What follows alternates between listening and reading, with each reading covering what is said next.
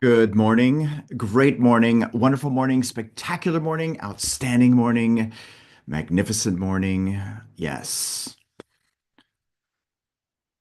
that beautiful reminder that you, me, all of us, we get to choose, just like what Bill Weather says in his song Lovely Day. It's a lovely day, it's a lovely day. See, it can be a lovely day for you if you decide it to be so.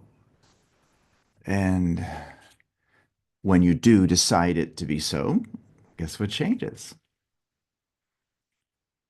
The frequency you're on, the feeling that you have. Remember, feeling, which is a frequency, is the attractive force in your life. It determines what you go to, it's repelled by you, it determines everything. And when you're in control of that, and how do you get in control of that? Well, by thinking. Remember, there's a law of thinking. You can think whatever you want, you can think what you please. If to think is to form, you can form what you please. See, it's by thinking, by consciously engaging with your higher faculties, imagination, perception, reason, will, memory, intuition, that you can change your outer world. It's by thinking that you can manifest this in your outer world, whatever this is, whatever is written on your goal card. Yes, you should have one of these. This should be really important, but not because it's the goal card, because it's an idea that's important to you. It should be more important than your phone. You should feel naked without it. And if you will think, in other words, intentionally be emotionally involved with this idea, guess what will happen? It will start taking shape in your outer world. As what Bob Proctor shares, it must happen. With that being said, though, as a reminder, as I've been reminding you many, many times, it will only happen once you do the work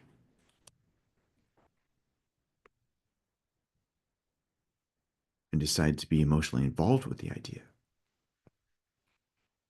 If you'd like a goal card, you can either get an index card and write it out yourself, or you can reach out to us and we'll share with you how to get these because these are really, really awesome. Now, with that, you should also have a copy of the Master Key System, which is what we've been going through. And another thing, by the way, is mark it up, underline it. Don't be afraid to write in the book. And then also get yourself a copy of this as well. It'll help you to get a really good idea of what your mind is. These two together, along with the other stuff that we share with you, will help you tremendously to make the change you seek, provided you use it. Remember, this knowledge, everything that's written in this book, everything I say is all static information. The only way that it will have power in your life is if you make it dynamic, is if you practice it. See, it's application, baby. That's where it's at. So make sure that you are applying this. All right, let's go to where we are in this book. I'm going to go ahead and click on it and go there. There we go. We're on page 140, and I'm going to go over 29 and 30, which is what we went over in the last session. I'm going to go over it again. Now, whenever you see remember or you hear somebody say remember, that means it's important. It means you should pay extra attention to it. Now, remember, there I said it twice.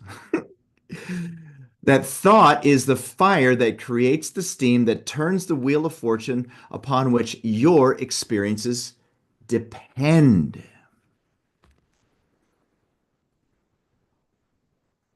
Your experiences are the effect. Like causes lead to like effect. If you want to change the effect, you've got to deal with the cause.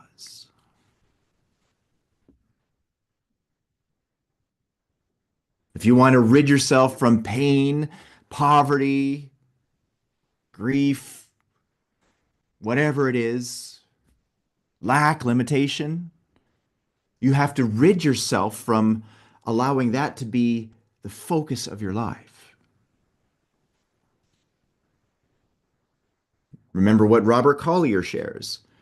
The secret of all power, all success, all riches is in first thinking powerful thoughts, successful thoughts, thoughts of wealth, of supply. We must build them in our own mind first.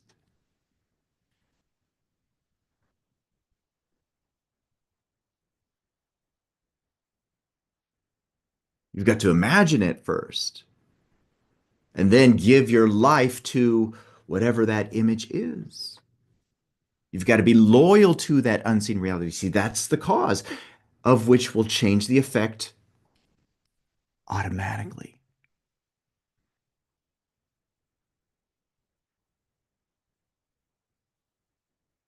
Did you catch that? The effect will happen automatically. Why? Because the effect depends on the cause and it gets enforced automatically. Think in terms of the law of attraction. If you've been studying the law of attraction, I'm going to say something to you. Stop studying it. You don't need to study it. Why? Because attraction is dependent on something else. Attraction automatically happens. Write that in your notes. Write that around this paragraph. Attraction automatically happens. What you need to concern yourself is with what causes the attraction, and what causes the attraction is vibration, it's frequency, it's feeling. That's what you need to study and engage with.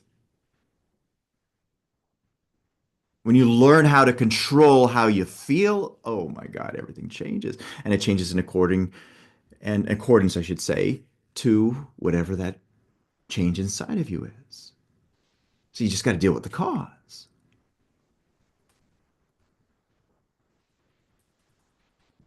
Remember what we talked about in the last session about how most people they worry and doubt, they keep digging up the seeds that they've planted? Don't do that.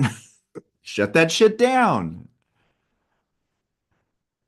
Say, nope, no more. I'm not doing that. It's not happening anymore.